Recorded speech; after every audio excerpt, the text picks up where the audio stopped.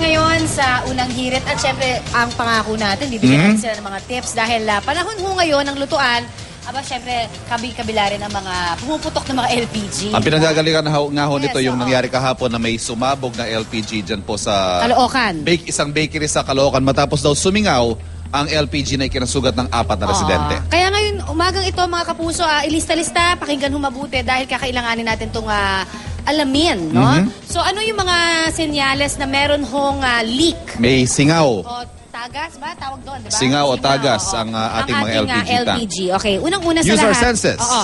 May maririnig daw tayong parang hissing sound, yung parang yan ang naririnig natin. At syempre, pang-amoy. Gamitin din ho natin ang ating pang-amoy, ha? Pag narinig ho natin ng may hissing sound, syempre, amuyin din natin kung meron ng amoy gas. Yung pinapakita namin ngayon, yan po yung regulator Yan, na tinatawag. Oo, kapag madaming langaw, senyales din ho yan na may tagas ang ating LPG. At O di syempre, kaya mahamog. mahamog or parang Pwede ring hazy. indikasyon yan, oo. Hazy. Paano naman malalaman kung nasaan ang leak sa LPG? Ayan ho. Ayan, Ang ayan. tip namin, maghalo ng tubig at sabon at ipahid sa hose, sa valve, at sa burner. Ititrace po natin kung saan yung leak. Ngayon, Kuya, pag dito bumula. pa sa burner. Pati burner pala, no? Importante. Pag bumula yan, doon ang tagas. ibig sabihin, doon po yung tagas. Ayun. Ang karagdagang tips sa paggamit ng regulator, siguro i-check po yung hose. Ako personally, Connie, yes. yung aking lutuan sa bahay, every year, pinapalitan ko yung hose. May tagas o wala? May tagas o wala. Ayun, magandang idea yun.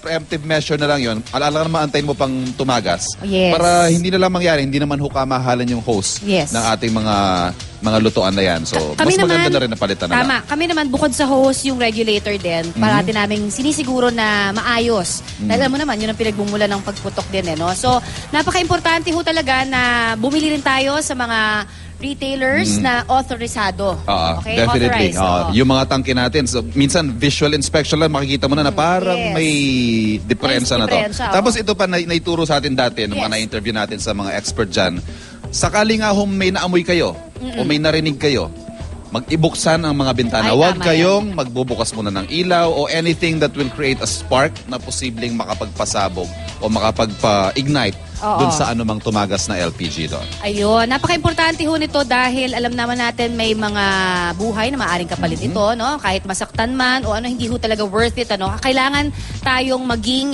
maagap, ika nga, sa lahat ng pagkakataon. Ang kaligtasan po natin nasa ating mga kamay din. Pero itong susunod, Maagap safe ang yan. LPG nito. Walang Safe ang LPG LPG nito. Wala bang LPG? Walang LPG, hindi. ano lang? Electric stove. Okay. And anyway, So, safe na safe. Puntahan na po natin ngayon si Luan at si Suzy.